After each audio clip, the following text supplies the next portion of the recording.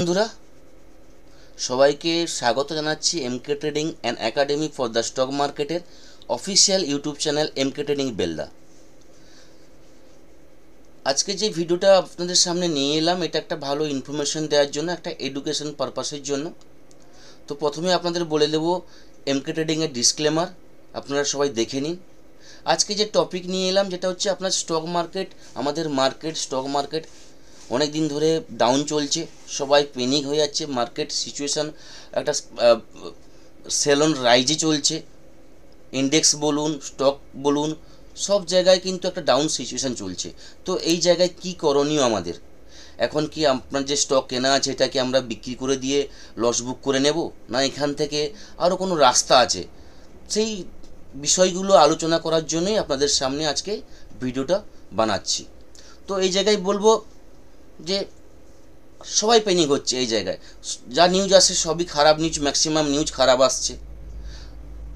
এফআইদের প্রতিদিন সেলিংটা প্রতিদিন বাড়তে আছে। তো একটা যে মহল বা সেন্টিমেন্ট চলছে, সেল অন রাইজ চলছে। তো এই জায়গায় এই সেল অন রাইজ কতদিন চলতে পারে? তা কন্টিনিউ কীভাবে চলবে সেল অন রাইজ, না মার্কেট এখান থেকে ঘুরে দাঁড়াবে? তো এই জায়গায় আমাদের কি করণীয়, এইসব বিষয় নিয়ে আলোচনা করতে এলাম। তো দেখুন, এই জায়গায় বলবো আমি আমার ভিউতে কিছু জিনিস আমি আপনাদের সঙ্গে শেয়ার করব, সেই ভিউগুলো নিয়ে আপনাদের কাছে আমি রাখছি। দেখুন, মার্কেট চারটেভাবে চলে। একটা হচ্ছে স্টকের ক্ষেত্রে আমি বলছি, আপনার স্টক মার্কেটের ক্ষেত্রে বলছি। একটা হচ্ছে অ্যাকুমুলেশন পারপাস, 2 নম্বর হচ্ছে অ্যাডভান্সিং, 3 নম্বর হচ্ছে ডিস্ট্রিবিউশন, 4 নম্বর হচ্ছে ডিক্লাইন। অ্যাকুমুলেশন হচ্ছে মার্কেট কিছুদিন ধরে একটা সাইডওয়েজ চলছিল, সেখান থেকে মার্কেট তার জোনটা ব্রেক করে মানে আপনার নিবেশ করার জায়গা। অ্যাকুমুলেশনের অর্থাৎ মানে হচ্ছে আপনার নিবেশ করার জায়গা। মার্কেটে একটা ভালো ডিপ নিয়েছে, সেখান থেকে মার্কেট এখান থেকে বাউন্স নিতে পারে। তো এই জায়গায় আপনাকে অ্যাকুমুলেট করতে হবে, আপনাকে বিনিয়োগ করতে হবে। অথবা মার্কেট কিছুদিন ধরে ডাউন যাওয়ার পর মার্কেট স্টে করেছে, সাইডওয়েজ করছে, এখান থেকে পুল ব্যাক আসতে পারে, বাউন্স যেতে পারে, সেই জায়গায় আপনাকে অ্যাকুমুলেট করতে হবে। অ্যাকুমুলেটের পরের স্টেপ হচ্ছে আপনার অ্যাডভান্সিং, মানে অ্যাকুমুলেট করেছেন তারপর আবার সেখানে কিছু নিবেশ করুন যাতে আরও ফান্ডটা আপনার গ্রোথ হয়। দুটো স্টেপ হয়ে গেল।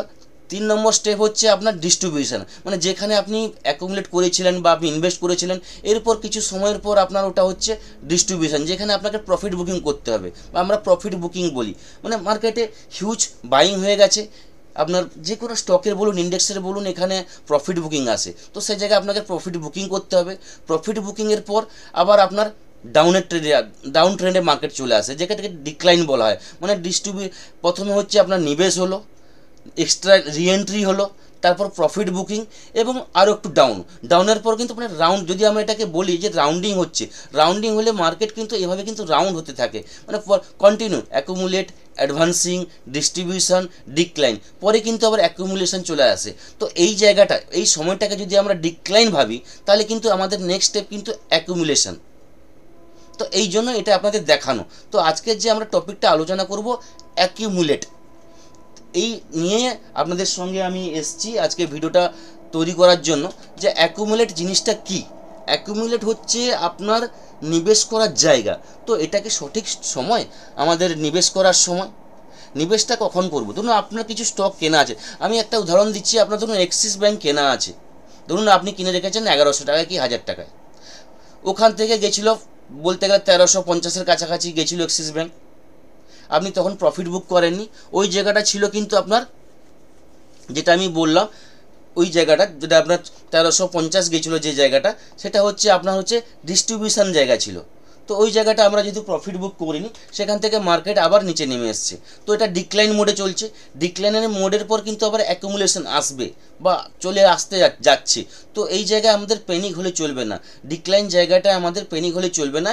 এই জায়গায় আমাদের দেখতে হবে অ্যাকুমুলেট করার জন্য আমার যে স্টক কেনা ছিল, আমাকে দেখতে হবে ও স্টকের চার্ট দেখতে হবে। চার্ট কি বলছে, এখানে ভালো সাপোর্ট আছে কিনা। যদি সাপোর্ট থাকে তাহলে আমি বলবো এখানে এখানে এভারেজ করা। নাহলে এখান থেকে আপনি যদি নতুন আপনি মার্কেটে আসে বা নতুন আপনি ইনভেস্টার হন, তাহলে আমি বলবো ভালো স্টক দেখে সাপোর্টে যদি আছে এখানে আপনি নিবেশ করার চেষ্টা করুন। এবং আমি বলবো যদি আপনার 1 লাখ টাকা নিবেশ করার আছে তাহলে আপনি এখানে 25% আপনি নিবেশ করুন, বাকি আপনার 75% থাকলো। যদি এখান থেকে আরও 100-200 পয়েন্ট কারেকশন হয় তাহলে সেখানে আবার আপনি 25% নিবেশ করবেন।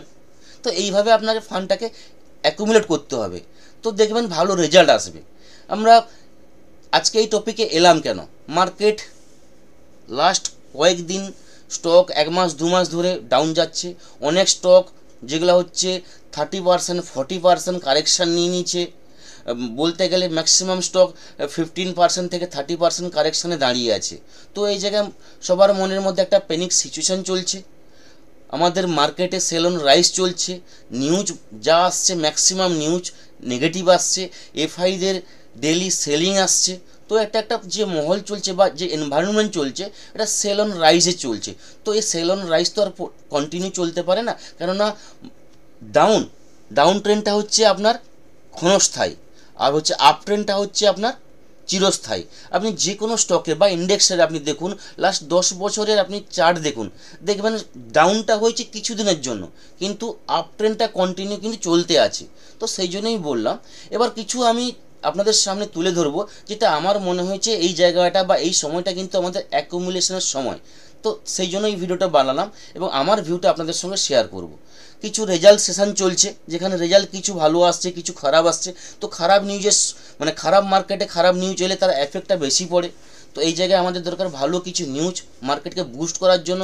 আমি বলেছি যে 1 তারিখ বাজেট আছে, কিছু ভালো নিউজ আসতে পারে। এটা একটা ভালো আমাদের নিউজ এলে মার্কেট এখান থেকে কিন্তু ঘুরে দাঁড়াবে।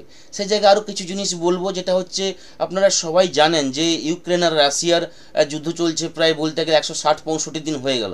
সেখানে ডোনাল্ড ট্রাম্পের একটা পদক্ষেপ যেটা আমার মনে হচ্ছে এটা একটা পজিটিভ ইম্প্যাক্ট হতে পারে, পজিটিভ নিউজ আসতে পারে। ট্রাম্প বলেছেন পুনিতকে যে ওয়ারটা বন্ধ করার জন্য যে যুদ্ধ চলছে ওটা কিন্তু বন্ধ করতে, এটা একটা ব্যাপার আছে। 2 নম্বর হচ্ছে আরও দেখাচ্ছি আমি যে পুনিত উনি কিছু ডিক্লেয়ার করেছেন সেটা আপনাদের দেখাচ্ছি। Just a minute.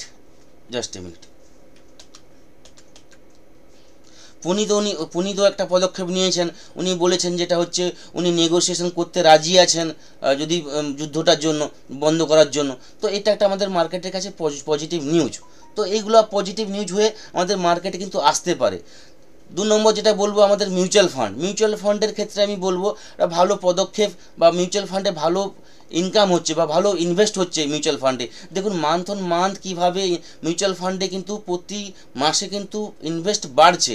মিউচুয়াল ফান্ডের দেখুন ডিসেম্বরে 26.45 করোড়, নভেম্বরে 25 করোড়, মানে প্রতি মাসে দেখতে গেলে মান্থ অন মান্থ কিন্তু মিউচুয়াল ফান্ডে ইনভেস্টমেন্ট বাড়ছে। আরও একটা ভালো নিউজ বলবো সেবির পক্ষ থেকে একটা ভালো পদক্ষেপ নেওয়ার জন্য পরিকল্পনা করছেন, যেটা হচ্ছে যারা মিডিল ক্লাস বা লোয়ার ক্লাসে যারা থাকেন সবার জন্য একটা ইনভেস্টমেন্টের একটা জায়গা বা দরজা খুলে দেওয়ার জন্য সেবি একটা পদক্ষেপ নিতে চাইছে, যেটা হচ্ছে যে এসআইপি মানে সিস্টেমেটিক যে আপনার ইনভেস্টমেন্ট প্ল্যান যে আছে সেটা হচ্ছে 250 টাকা থেকে শুরু করতে চাইছে সেবি। উনি একটা মানে সেবির পক্ষ থেকে একটা পদক্ষেপ নেওয়া হয়েছে। তো এটা এখনও কার্যকারী হয়নি, এটা পদক্ষেপ নেওয়া চলছে, এখনও স্বীকৃতি পায়নি। তো যদি এটা চলে আসে তাহলে এটা একটা ভালো ইনভেস্টমেন্ট ভালো একটা আর্নিংয়ের জায়গা আসবে এসআইপি থেকে, বা সেই এসআইপিতে ইনভেস্টমেন্ট একটা ভালো জায়গা আসবে। সেরকম আরও একটা জিনিস বলি, মিউচুয়াল ফান্ডে যে আমাদের ইনভেস্টমেন্ট মান্থ অন মান্থ বেড়ে চলছে। বর্তমান আমাদের ইন্ডিয়াতে মিউচুয়াল ফান্ডের যে এমএম চলছে 69.33 করোড়, মানে এটা একটা বড় ভালো নিউজ আমাদের ক্ষেত্রে। আরও একটা জিনিস বলবো যেটা হচ্ছে বড় অ্যানালাইসিস তারা কি বলছে দেখুন। উনি একজন অ্যানালাইসিস যেটা বলছেন 2025 কিন্তু আমাদের কাছে অ্যাকুমুলেশনের ইয়ার, মানে এই ইয়ারটা 2025টা আপনার অ্যাকুমুলেশনের ইয়ার। এখান থেকে মার্কেট এখান থেকে উঠতে পারে, ভালো গ্রোথ দিতে পারে। তো এই সব দিক থেকে আমি বলবো যাদের স্টক কেনা আছে প্যানিক হবেন না। ডাউন হয়ে গেছে, পোর্টফোলিও রেড হয়ে গেছে, তো এই জায়গায় দেখুন আপনার এভারেজ করা যায় কি না। যদি না করতে পারেন তাহলে দেখুন অন্য স্টকে কিছু ইনভেস্ট করুন এবং বিক্রি করবেন না, সেল করে দেবেন না, রাখুন, যেহেতু আপনি লং টার্মের জন্য ইনভেস্ট করছেন। হ্যাঁ, এখানে একটা জিনিস বলে রাখি, আপনি লং টার্মের জন্য ইনভেস্ট করছেন কিন্তু 6 মাস পরে বলবেন যে আপনার স্টকের রেট কমে গেছে, আপনার লস হয়ে যাচ্ছে না। লং টার্ম মানে আপনাকে মিনিমাম 10 ইয়ার্স 15 ইয়ার্স 20 ইয়ার্স রাখতে হবে, তবেই আপনি এর মজা পাবেন। আপনি দেখুন যে কোনো আপনি স্টকে দেখুন, ইন্ডেক্সে দেখুন 10 ইয়ার্স 15 ইয়ার্সের আপনি এভারেজ দেখুন কীভাবে গ্রোথ দিয়েছে, রিটার্ন দিয়েছে, তখনই আপনি বুঝতে পারবেন। তো সেই জন্যই বলবো যেটা হচ্ছে আপনারা প্যানিক হবেন না এই মার্কেটে। মার্কেট একটু আগেই বললাম, মার্কেটের ডাউনটা হচ্ছে ক্ষণস্থায়ী, আপ ট্রেন্ডটা হচ্ছে চিরস্থায়ী। তো মার্কেটে আপ ডাউন থাকবে, আপনাকে আপনার জায়গা বেছে নিতে হবে, কোন জায়গায় আপনার নিবেশ করা ভালো হবে, কোন জায়গায় অ্যাকুমুলেট করার জায়গা ভালো আছে সেই জায়গায় অ্যাকুমুলেট করুন। কারণটা হচ্ছে যে কোনো স্টক, আপনি এক্সিসি ব্যাংকের কথা বললাম, আপনি রিলায়েন্স দেখুন, রিলায়েন্স হাই কোথায় ছিল, 1600 কাছে ছিল, এখন কোথায় চলে এসেছে 1200। তো ভালো একটা কারেকশান নিচে। আপনি যে কোনো স্টকে দেখুন না কেন, আপনি হুডকো দেখুন, যে কোনো স্টক সবই কারেকশান নিয়েছে, আইআরএফসি দেখুন, সবই কারেকশান নিয়েছে। তো কারেকশান নিয়েছে, এবার দেখুন কোন স্টকটা কোন জায়গায় দাঁড়িয়ে আছে, সাপোর্টে দাঁড়িয়ে আছে না রেজিস্ট্যান্সে দাঁড়িয়ে আছে। বড় যদি রেজিস্ট্যান্স থাকে তাহলে আমি বলবো এখানে কিছু কিছু ফান্ড লাগিয়ে আপনি ইনভেস্ট করা শুরু করুন, দেখবেন আপনার পোর্টফোলিও আবার গ্রিন হয়ে যাবে। আজকের ভিডিও এইটুকুই। তো সবাইকে আবার বলবো, যদি এমকে ট্রেডিংয়ের যে ভিডিও বা যে ইনফরমেশন আপনাদের সঙ্গে আমি শেয়ার করলাম বা শেয়ার করছি প্রতিদিন, যদি আপনাদের ভালো লেগে থাকে বা আপনাদের ট্রেডিং করতে গিয়ে কিছু উপকার আপনারা পান, তাহলে অবশ্যই বলবো আপনারা লাইক করুন, শেয়ার করুন, কমেন্টস করুন। সবাই ভালো থাকবেন। Thank you.